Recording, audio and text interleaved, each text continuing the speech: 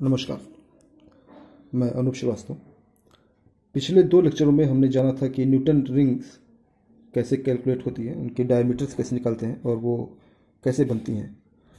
इस बार हम ये जानने की कोशिश करेंगे कि न्यूटन रिंग की जो थिकनेस होती है वो धीरे धीरे कम होती जाती है। जैसे हम सेंटर से दूर जाते हैं वैसे धीरे धीरे कम होती जाती है। तो आज हम ये जानने की कोशिश करेंगे कि आखिर ऐसा क्यों होता है।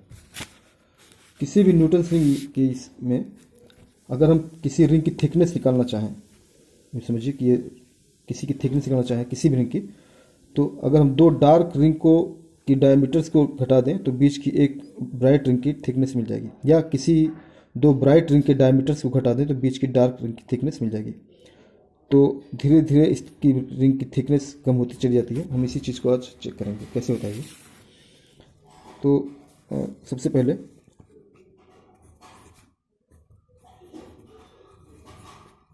Diameter of nth dark ring, ये हमने पहले बता दिए हैं इससे पहले लेक्चर्स में। किसी रिंग की डायमीटर, अगर वो डार्क रिंग की डायमीटर का फार्मूला होता है 4n lambda r,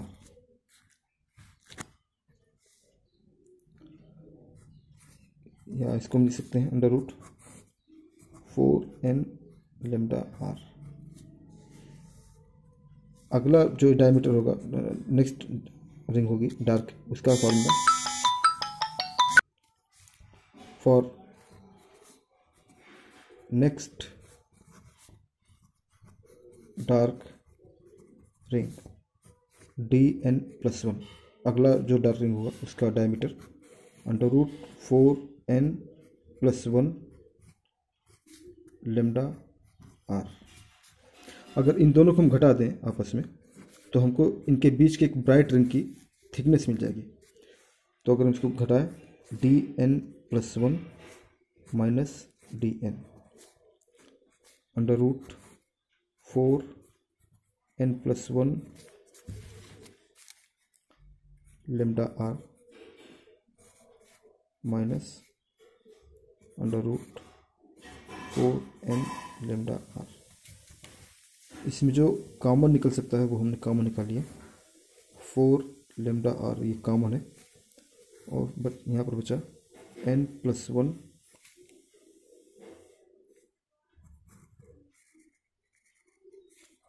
minus root n।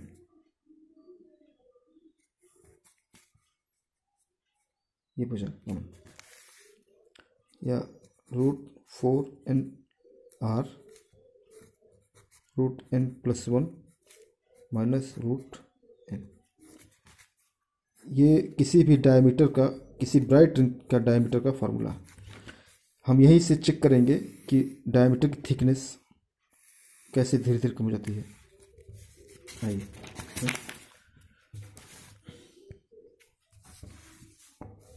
फिर से एक बार फार्मूला नोट कर लें।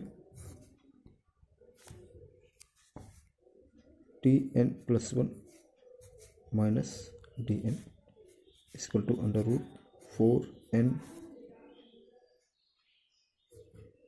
4 lambda r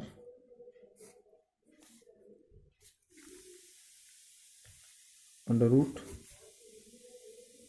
n+1 minus under root n। अब धीरे धीरे हम सेंटर दूर जाएंगे।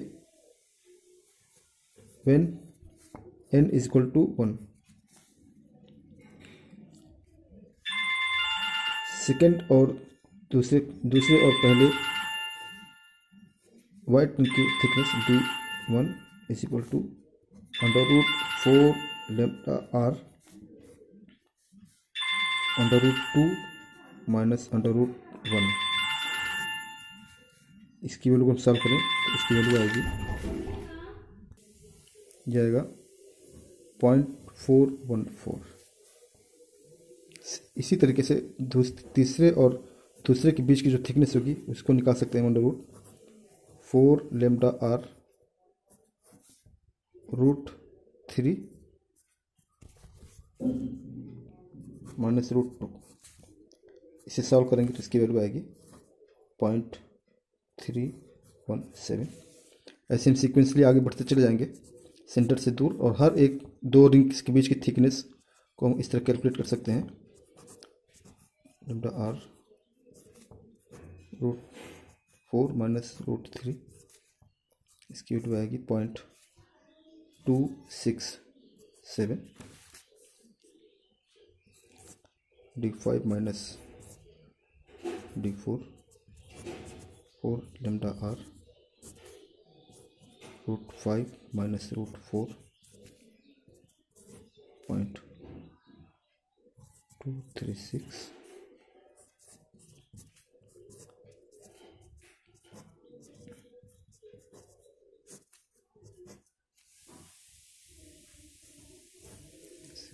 √5 0.213। ऐसे हम आगे बढ़े चलते जाएंगे।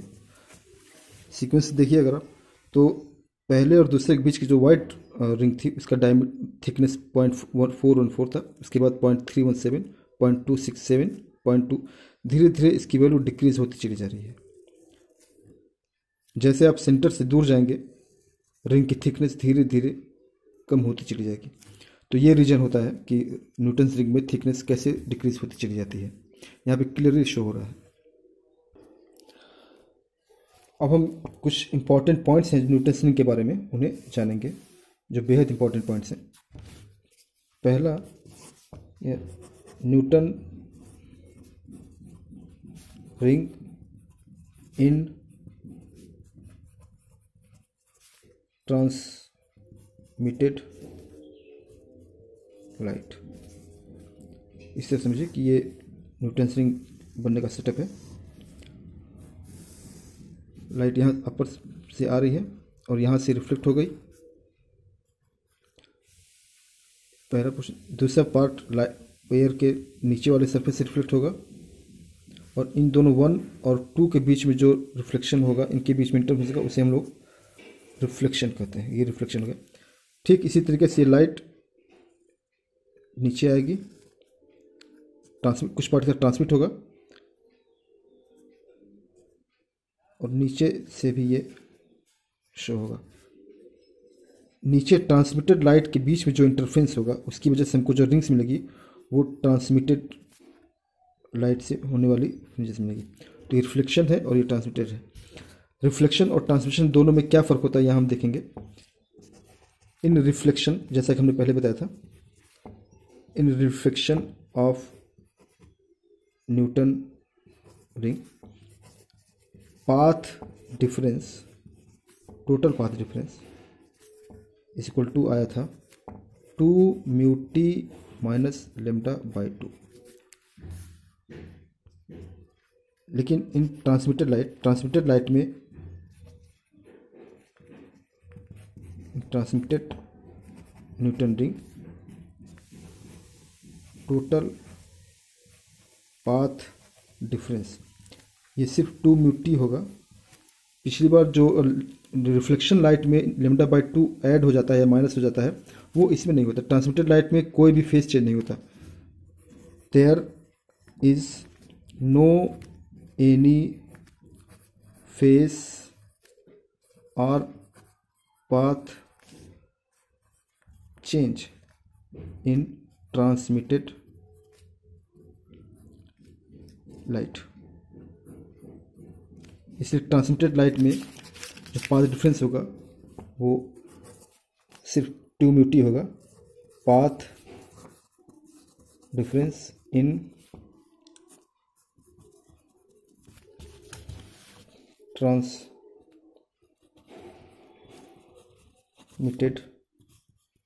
Light is equal to 2μt।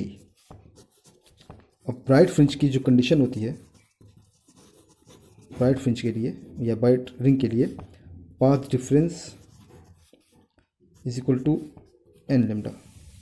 तो 2μt is equal to n lambda. ये फार्मूला हो गया bright ring in transmitted light.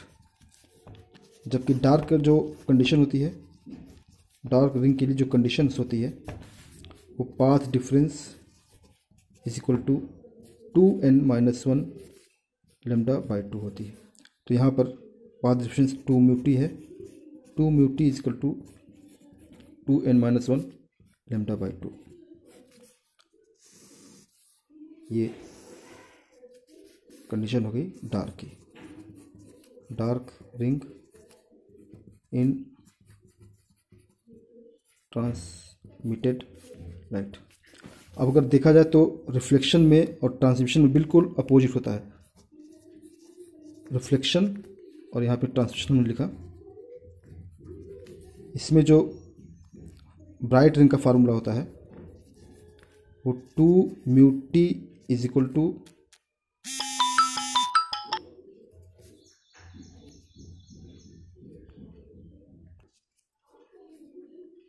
2n-1 lambda by 2 और डार्क रिंग का 2 म्यू टी एन लेमडा। जबकि ट्रांसमिटेड लाइट में ब्राइट का फार्मूला अभी हमने निकाला है 2 mu T is equal to N lambda और डार्क का 2 mu T is equal to 2n-1 lambda by 2। इन दोनों में यहाँ पे ब्राइट और ब्राइट दोनों बिल्कुल अपोजिट है। जो कंडीशन यहाँ डार्क की है वो कंडीशन यहाँ पे ब्राइट की है। रिफ्लेक्शन में जो रिंग जिस पोजीशन पे ब्राइट बन रहा है वही उसी पोजीशन पे ट्रांसमिशन पे हम, तो रिफ्लेक्शन में जिस पोजीशन पे ब्राइट रिंग बन रहा है उसी पोजीशन पे अगर हम नीचे से देखें ट्रांसमिशन से तो वहाँ पे हमको डार्क मिल रहा है। तो transmitted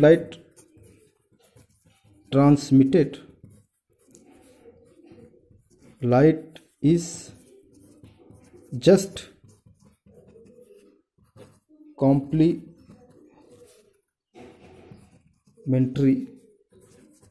to the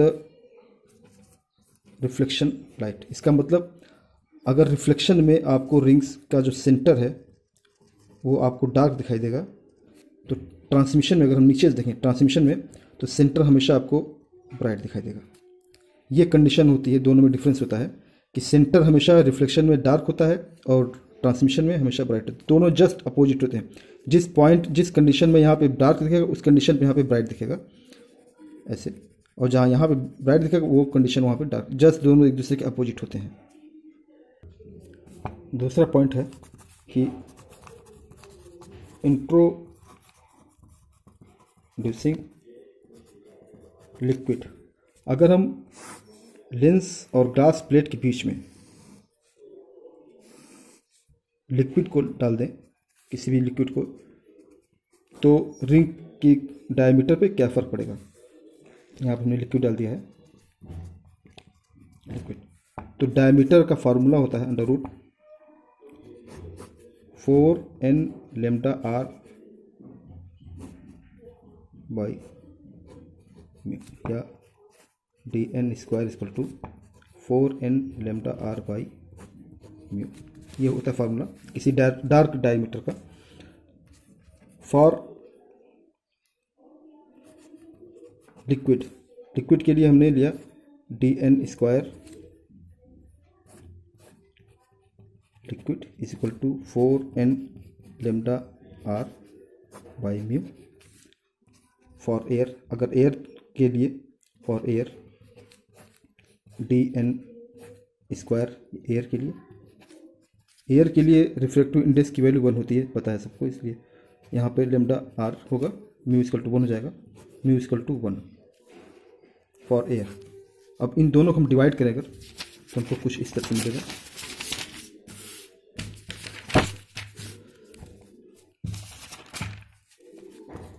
dn square air by dn square liquid is equal to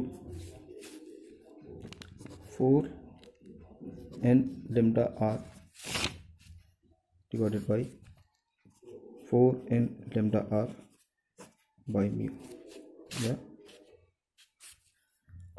simply mu लिख सकते हैं तो d n liquid is equal to d n air by mu. चूँकि किसी भी मीडियम जो एयर से डेंस हो, जैसे लिक्विड है, तो लिक्विड के लिए रिफ्रैक्टिव इंडेक्स हमेशा 1 से अधिक होगा। इस कंडीशन में इसकी वैल्यू हमेशा 1 से कम आएगी और जो डायमीटर होगा लिक्विड में उसकी वैल्यू घट जाएगी।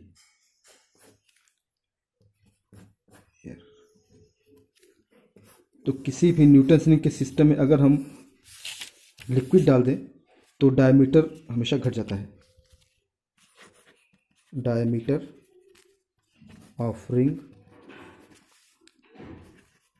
रिड्यूसेस। तीसरा point, using mirror. Newton ring में जहाँ हम प्लेट इस्तेमाल करते हैं यहाँ नीचे, अगर वहाँ पे हम सिंपल मिरर इस्तेमाल करें, बिल्कुल मिरर,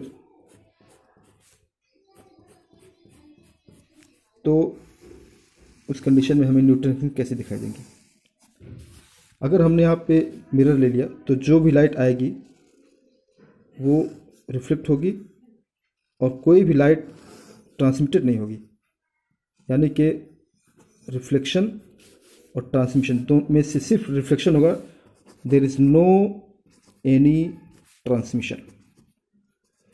और चूंकि ट्रांसमिशन और रिफ्लेक्शन दोनों एक दूसरे के अपोजिट रिंग बनते हैं, जहाँ पर डार्क बनेगा वहाँ ब्राइट बनेगा, तो दोनों आपस में मिक्स कर जाएंगे और हमें पूरा यूनिफॉर्मली लाइट मिलेगी, कोई रिंग नहीं मिलेगा। No any ring form due to complementary nature of reflection and transmission light, and we get uniform illumination। सिर्फ हमें लाइट दिखेगी, कोई रिंग नहीं दिखेगा, क्योंकि ट्रांसमिशन और रिफ्लेक्शन दोनों ही एक ही साइड में अब रिफ्लेक्ट हो रहे हैं और दोनों एक दूसरे के अपोजिट हैं, इसलिए दोनों एक दूसरे को कैंसिल कर देंगे और वहाँ पे सिर्फ हमको यूनिफॉर्मली लाइट मिलेगी, कोई रिंग नहीं मिलेगा।